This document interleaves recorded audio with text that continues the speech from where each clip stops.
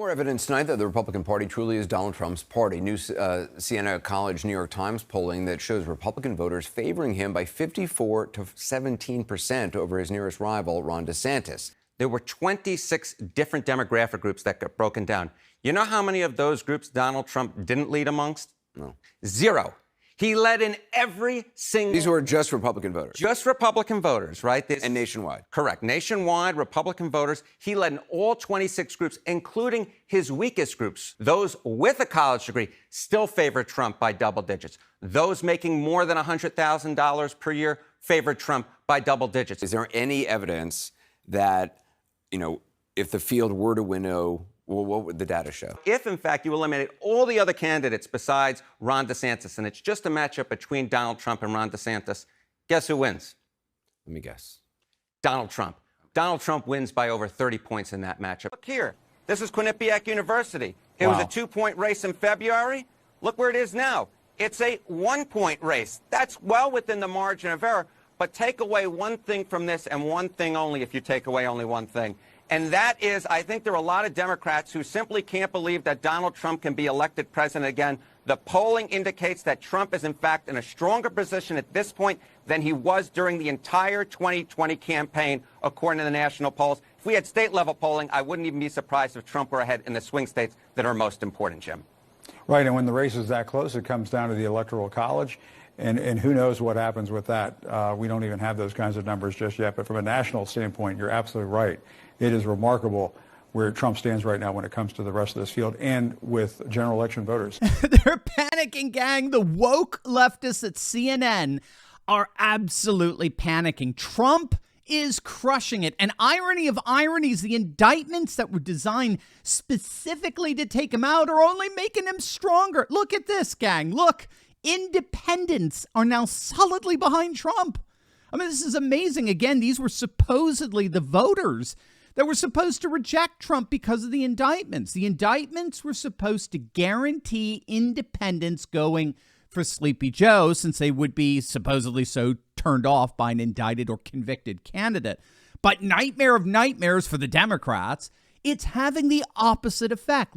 According to the latest NPR Morris poll, Trump is beating Biden with independents by nearly 10 points. You heard that right. Trump has an 8-point lead over Biden among independents. Look at the latest from Emerson.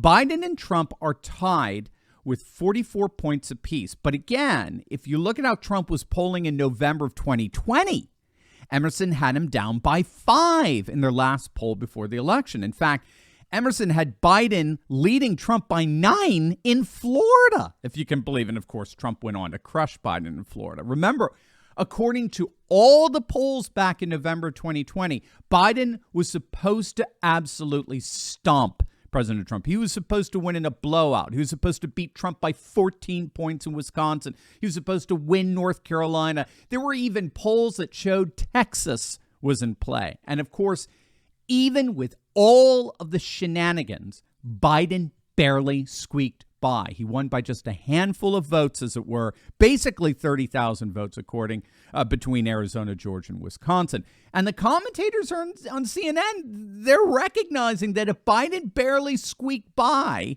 with a double-digit lead over Trump in the polls, now what?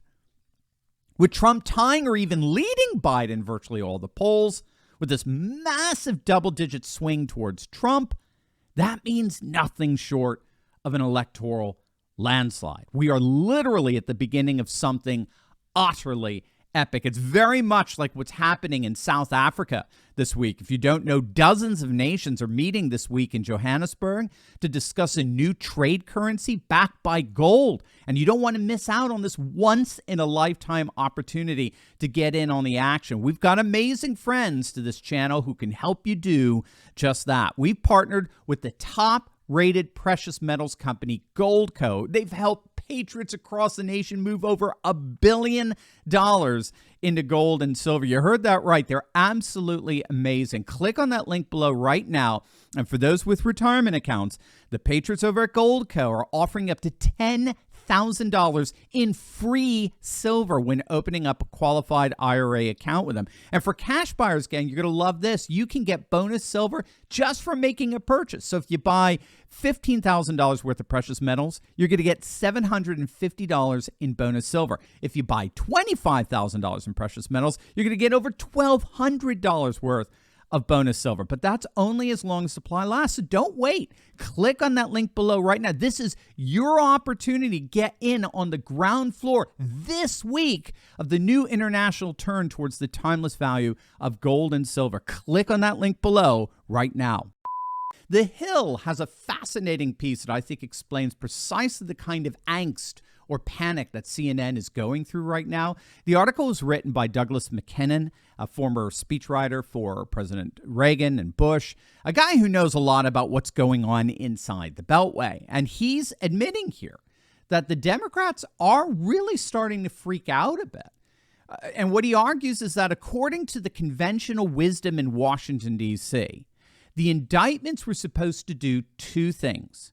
They were supposed to galvanize support for Trump among his more ardent defenders, which would guarantee him the nomination and shut out the likes of DeSantis. And then secondly, the indictments would crush Trump in the general election because most voters, particularly independents, would be completely turned off by an indicted or convicted candidate. So again, the operative theory here was that DeSantis was basically unbeatable. He would crush Biden in the general election. So the way you had to sideline DeSantis was by galvanizing Trump's most loyal core voters, and you galvanize them by making them feel like Trump is under attack. It's technically known as the process of segmentary oppositions, where external threats breed internal solidarity. So according to this article, that plan is working at the first level. The indictments are clearly galvanizing support for Trump inside the GOP. However, to the horror of inside the Beltway Democrats, the plan isn't just not working at the second level, turning non-Republican voters against Trump. It's not just not working, it's actually backfiring.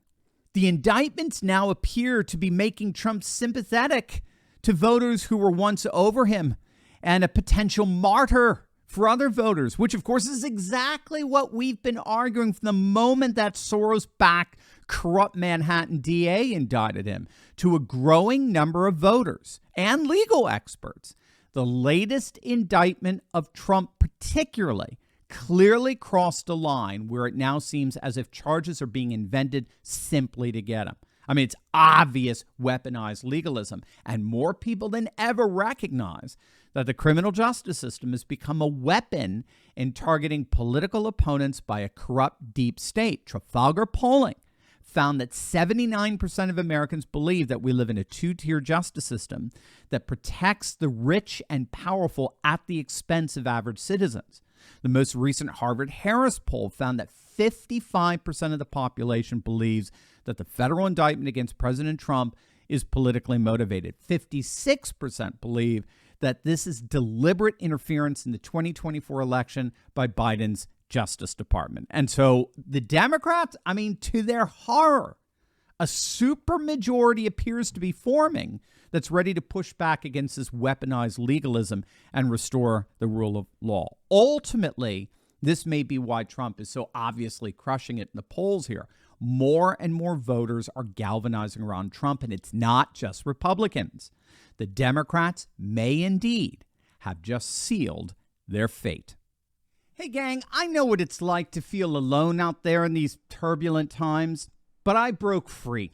If you too have been looking for a community with like-minded patriots who are serious about resisting globalism, building a parallel economy, and having intelligent and deep fellowship on a regular basis, then you've come to the right place. In my Courageous Patriot Insiders community, we're building a close-knit movement of, by, and for patriots who are breaking free from the outrage and despair cycles of the mainstream media and taking on the fight against globalism. Every week, I deep dive into the content I can't share on big tech and give you the cliff notes on the truth of how patriots just like you are building up their communities, starting patriot businesses, and fighting the woke in both public and private. all with a few history and political lessons from yours truly, of course. If you want to stop feeling alone as a patriot and stand together with this fast-growing community, be sure to click on the link in the description below. Don't wait. Join me and my Patriot Coalition today, and let's get fighting.